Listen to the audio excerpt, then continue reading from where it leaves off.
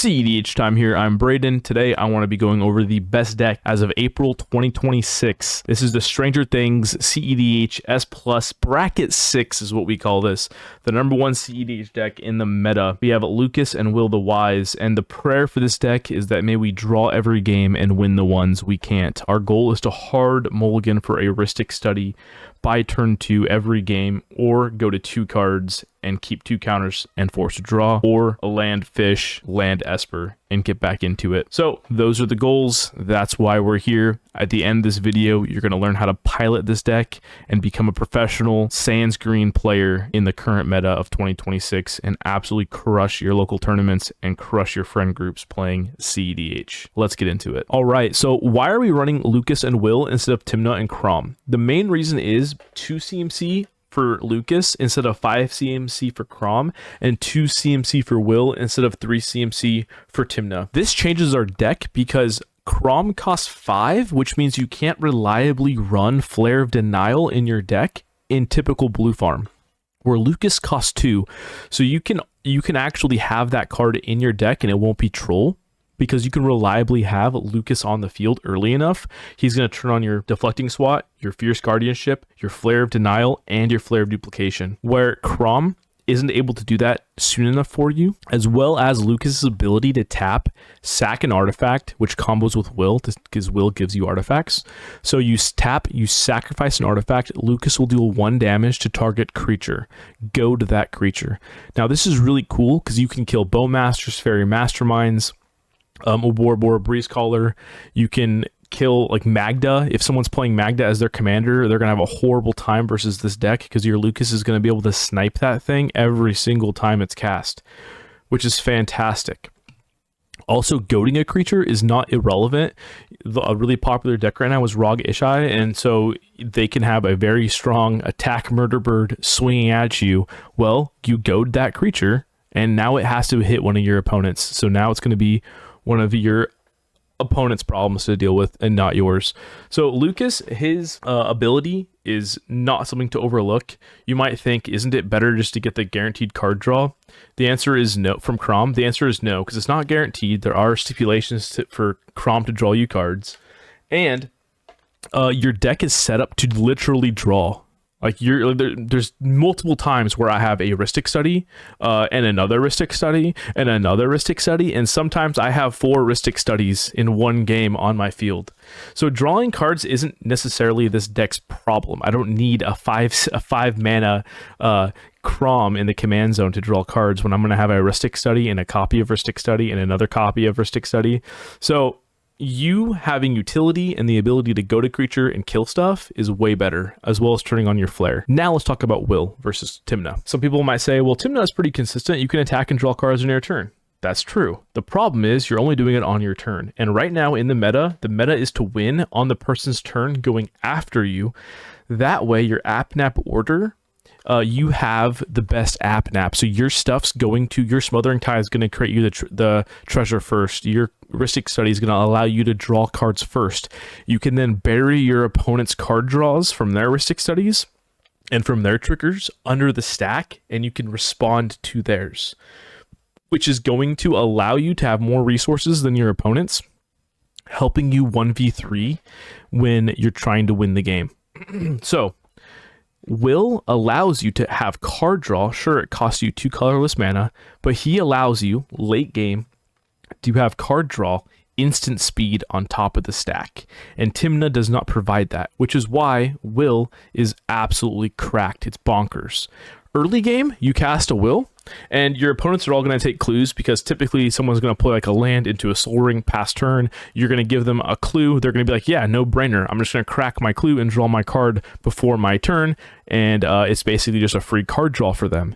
Or they're going to lose 1 life. Who cares? They just lost a life. Now that's 1 less card that their Necro or their Necro Dominance or their Adnaz is going to give them, because now they've been damaged 1 life. And in a lot of decks, 1 life equals 1 card draw. So either way, you're happy. Will also turns on your Mox Opal faster, which is pretty awesome. So these combos together really well, really nicely. These pairings, they're friends forever. I would definitely recommend trying this over Timna and Crom, you're going to see with this playstyle and with this deck list, these actually perform better than Timna and Crom. All right, let's talk about these 17 creatures really fast. The main thing I want to mention is you're not going to see a Voice of Victory or a Grand Abolisher in this list. If you did want to fit them in, you could take out the Mockingbird and the Wandering Archaic. However, the reason why we've chosen to take them out of the list is because we're not going to be winning on our turn most of the time. You're going to be winning on your opponent's turn after you. That way you have better app-nap order once you feel like you have enough value. Typically, though, you're going to be never trying to push on your own turn. Hexing Squelcher becomes really good because of this. So we are running Hexing Squelcher, we are running Ranger Captain of Eos, because this is a silence effect you can activate on someone else's turn by just sacrificing it and then winning the game after that's resolved. And Hexing Squelcher makes it to where it's very difficult for your opponents to outvalue you and to interact with you on your opponent's turn when you have app-nap priority and you are going for the win. So I recommend this right here, this exact list. However, there are some nuances. You can switch a few cards out depending on your playstyle. That's basically everything with the creatures. All right, the next thing I quickly want to go over is Flash Photography and Scheming Symmetry in the sorcery list here. Now, Flash Photography, you may cast this spell as though it had flash if it targets a permanent you control. Notably, if you target something that you control, you can then deflecting swat the target to something an opponent controls once Flash Photography has been cast and is on the stack, which is kind of a nice way to get around it. It's kind of niche. You typically don't do this because you're just going to target your own stuff anyway. But if for some reason you need to, that is an option for you. It creates a copy of any target permanent on the field. So you can hit land with this, you can hit anything you need, any permanent on the field you can hit. Notably, it has flashback, which also will have instant speed if you target something that you control. And the gameplay, like the main thing you're going to hit with this is like a Smothering Tithe or like a Monologue Tax to create treasures, and then you're going to get treasures, and then you're going to flash it back and hit another Smothering Tithe or Monologue Tax to get extra treasures. This also can hit Ristic Studies, though, of course, or People's Necropotence, whatever you really need. The nice thing is, if you can get multiple Smothering Tithes, your Fairy Mastermind becomes like super good, because you can activate Fairy Mastermind for 4, and let's say you have 2 Smothering Tithes, that's 6 treasures you get. So you activate it again for 4, so you're netting 2 every time. Or if you have 3 Smothering Tithes, you're getting 9, so you're going to be, you're going to be getting a lot of treasures. Activating it for 4, netting 5, it's pretty crazy. So yeah, that's like a way to win the game. Scheming Symmetry is absolutely cracked. It's one of the better versions of a top deck tutor that we have in the game. Now, you may be thinking to yourself, why is this card so good? Because it's giving your opponent a search to the top of their library. So the card says choose 2 target players, so it'll be yourself and one other person. Each of them searches their library for a card, then shuffles and puts that card on top. Now, some suboptimal players might think, hey, I'll convince someone to go get a land put on top of their library. That's actually not what you want. What you want to do is you want to say, hey, other value player, will you get a fish with this or a Ristic Study? And I'll do the same thing, and then we can make sure that these 2 turbo players don't just take over the whole game and win the game. Or you can say, hey, turbo player, like, I'm a value player, this guy's a value player, that guy's a turbo player, he's in seat 1. Like, clearly you're having a harder time in seat 4 trying to turbo. How about instead I'll cast Scheming Symmetry, and I'll target you. Go get a fish or a Ristic Study to help value yourself back into this game. Maybe you can find a window later on. So this card is amazing because it allows your opponents to get value. And if your opponents have value, all of a sudden your Fairy Mastermind's is getting activated, your Esper's being activated, your Lotho, right? Your Taru, your Bowmasters. These things don't give you value if your opponents don't have value. So this allows your opponent to get value. It also allows you to get your turn 2 Ristic faster or your turn 2 Fish faster. It is amazing. All right, next thing we're talking about are the instant spells. We also have Subtlety, which is technically a creature, but it's an instant, and Revel in Silence, which is also a creature, but we use the backside for the silence effect. So 34 instances in this deck. You're going to have multiple of these that are completely free. So we have Commandeer, that's 1, Flare 2, Flare 3, Fierce 4, Disrupting Shoal 5, Deflecting Swat 6, Force of Negation, Force of Will, it's 8, Mental Misstep and Mindbreak Trap, that's 10, Misdirection 11, Pact of Negation 12, and Snapback 13, as well as Subtlety 14. There's 14 free spells under certain conditions that if you meet those conditions, they're free, which allows you to basically not lose turn 1, 2, or 3. And once you get to turn 3, you should be valuing enough that you're going to be getting into a huge stack war, and you should be able to then win that stack war if you're playing the deck properly. That's basically everything with the silences. I think it's important to know if you find yourself losing the stack battle, maybe you didn't cast your spells at the proper time, maybe you used your Mindbreak Trap too early, or your Flusterstorm too early, or you commandeered the wrong thing. So there are things you want to cast first or second or third, and things you want to start off with. So typically you want to start off with like an Orim's Chant or an Abeyance or a silence effect of some kind before you start a huge stack war, and you want to try to fight over that silence effect resolving, not necessarily a win con on the stack. So the main goal of the deck is to get a bunch of value, resolve the silence effect. After the silence effect has resolved, then put the win on the stack. That way you're not sitting there like fighting a Thoracle decon on the stack and you're trying to push that through. You basically want to try to push through a silence effect first and then put your win on the stack. That way it's safer. Artifacts, the most important thing to really note, if you're going to cut any of these, you'd want to cut the Imposter Mech, the Grim Monolith, or the Relic of Legends. Personally, with my playstyle, I prefer all three of these in. If I had to choose one to remove, it would be the Imposter Mech. But once you learn how to play around the Imposter Mech and your opponent's getting value, and you start taking a Lotho that can't be killed by a Bowmasters, or you get your own Bowmasters that can't be killed by another Bowmasters, Imposter Mech feels pretty crazy. And the ceiling for that card is super, super high. And the floor for this is just, it's another blue card to pitch to your counter spells. So it's not too bad. Notably, if you have like a Disrupting Shoal and you pitch an Imposter Mech, you can counter like a Thor or Grand Abolisher because it's a 2 CMC spell. So there is value to that just being a blue card inherently. All right, the enchantments. Monologue Tax is probably the only really spicy enchantment here. And Leyline of Anticipation. Monologue Tax is basically a Lotho that's cheaper to play. It's easier to have 2 colorless than 1 black. So 1 white and 2 colorless is easier to play than 1 white and 1 black. This card is really good because it can't die to like a Bowmasters like a Lotho can, and creating treasures is amazing. After you find your card draw engine, you need to find a treasure creator in some form or fashion. And so sometimes other people also have a lot of card draw, and they're going to fight, and they're going to use a bunch of counter spells, and they're going to say you cannot have a Smothering Tithe, and a huge battle is going to start when you don't want it to start just because you wanted to cast a Smothering Tithe. So you can compromise, and instead of casting a Smothering Tithe, you can say, well, how about I just get a Monologue Tax in instead? So communicate with your opponents and find out what you can or can't get, and maybe find a less scary solution to a problem that you're having. So if the problem you're having is trying to get treasures, and your opponents are like, absolutely not to the Smothering Tithe, you can say, well, let's get a Monologue Tax. It's a lot easier for them to swallow that. Mirror Maid and Copy Enchantment, goated cards. They can get you any of these things that you need to get. The Leyline of Anticipation. If you don't want to run Leyline of Anticipation, you can also run High Fate Trickster here. They're both good cards because if you have them in your hand and you get them on the field, they're cracked. They make your deck so good. And then if you need it to pitch to your Disrupting Shoal to get rid of like a Mindbreak Trap on the stack to counter a Mindbreak Trap, then you need a 4 CMC blue card. So both High Fate Trickster and Leyline are both 4-drops, which in this situation is really good for our scenario that you need to counter a Mindbreak Trap. On the land, you're going to see you only have 21 land in this deck. You actually can go as low as 20 if you really want to. I was playing on 20 for a very, very, very long time, and then I decided to add Crystal Veins into the deck because you are trying to get your turn 2 Heuristic at any cost. So if you have a Crystal Vein and a Heuristic Study and any kind of fast mana, you can now get your turn 1 or turn 2 Heuristic really simple, and it's worth you missing a land drop. A lot of times in Stack Wars, people will draw land and they will be flooded, and they'll be like, well, why are you drawing tons of land? Well, because I have 26, 27, 28 land in my deck.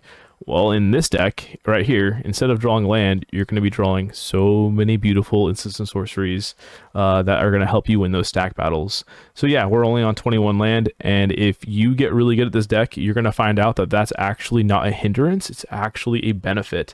There's a lot of hands that would be really, really good if you just had 1 mana.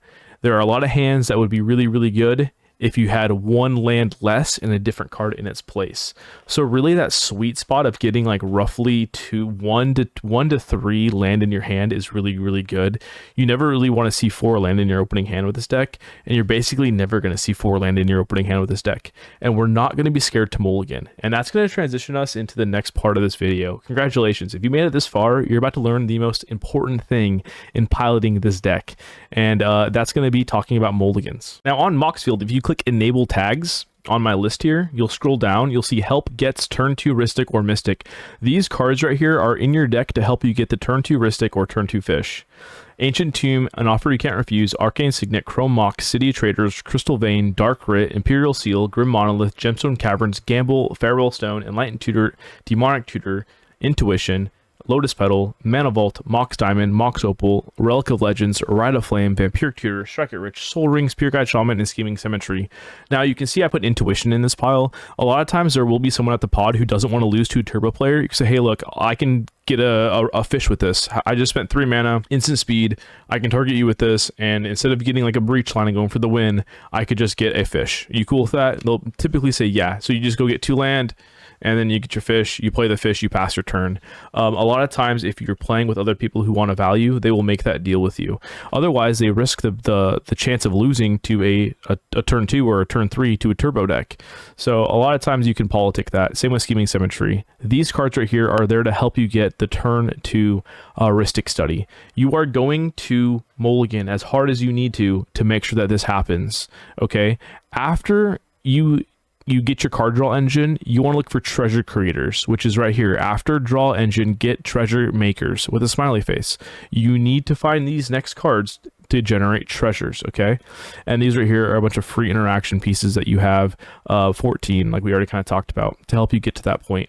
Now, if you disable the tags and come down to the bottom, we're going to see opening hands that the game's going to generate for us. All right, here we go. Perfect. Let's take a look at these opening hands and see if we can find turn 2 Ristics. Now, a newer player might say, wow, this hand looks really good. You have a Mox Diamond. You can pitch a Polluted Delta. You can play the starting town. You can tap that for a Mana Vault. You can tap the Mana Vault for a Farewell Stone. You have an extra floating colorless. You can even tap the Farewell Stone potentially, or the Mox Diamond for a Strike It Rich. Look, this hand right here is what you call a bait hand, okay? You would go to a second 7. Let's deal another hand. Here we have, we're going to go to 6, okay? Deal another hand. All right, here, this hand's not too bad, but guess what? We're going to deal another hand, go to 5. Guess what? This hand right here, go to 4. This hand right here ain't too shabby, okay? This hand right here on 4 is a turn 2 fish, and we keep this hand every single time. Do you see the 4 cards that you're going to keep here to get a turn 2 fish? You're going to keep the land, the Enlightened Tutor, and the Strike It Rich. You're going to draw a card for turn. You're going to play the land, the white, red. You're going to cast Enlightened Tutor on end step. You're going to go get fish to the top of your library. You're then going to draw your fish for turn. You're going to play your Badlands, cast Strike It Rich, make a treasure, crack that treasure for blue, and play your fish. This right here is a keep on 4. This hand is fantastic. The other thing that you can do with this hand is just get Badlands, Ristic Study, Strike It Rich, and your Plateau. You can then turn 1, cast Strike It Rich, draw a card, turn 2, play a land, tap 3, and cast Ristic Study.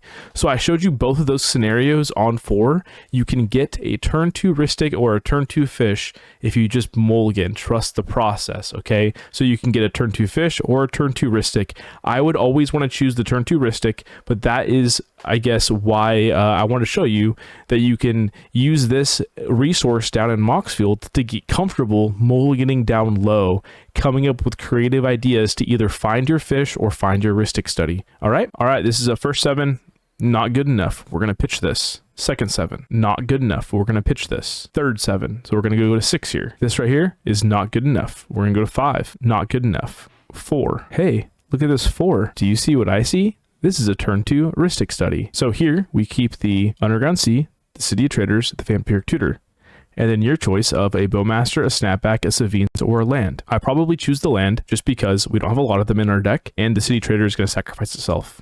But turn 1, we're going to play Underground Sea and pass turn. End step, Vamp Tutor, go get Ristic Study. Draw Ristic Study, play City of Traders, tap Underground Sea and City of Traders, and cast Ristic Study. We just went to 4 cards again, and got a turn 2 Ristic.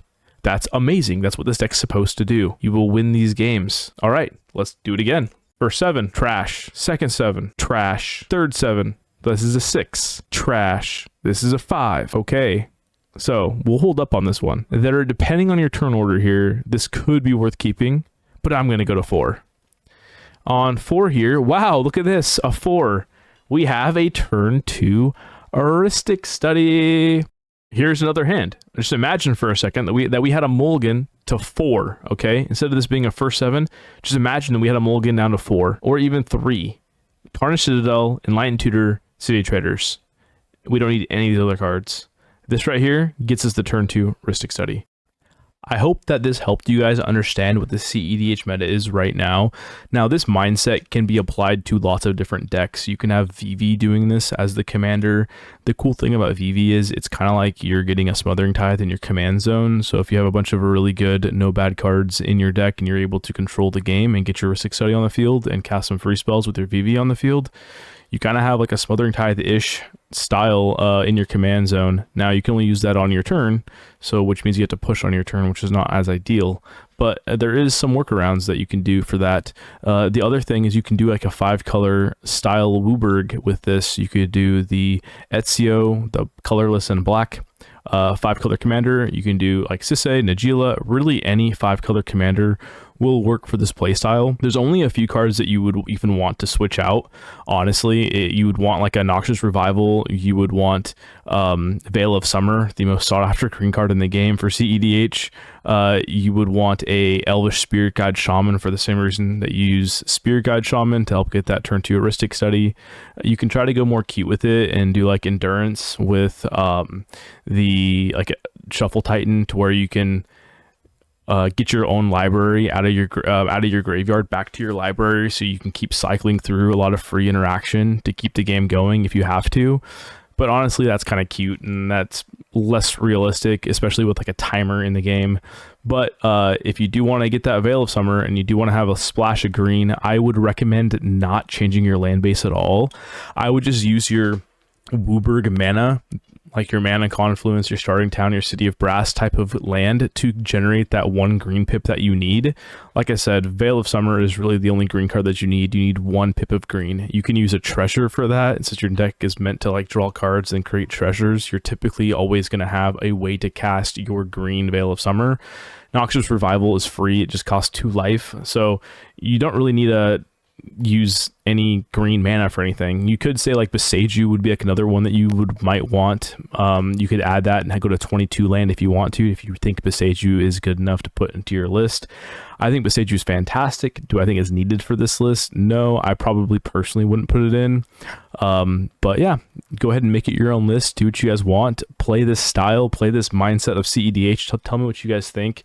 I just do not believe that there is a deck that's even on the same tier as this mindset. If you have a deck and you're playing this mindset of CEDH, you are playing what I call bracket 6, baby. This is the most optimized. This is the best way to play commander for CEDH if you're trying to win tournaments. So this is what I recommend people playing right now. If you don't believe me, then try it out. If you still don't believe me, let's talk about what you think might be the best deck, because I do not think you will be able to win a debate on best decks. This is on a whole new level, my guys.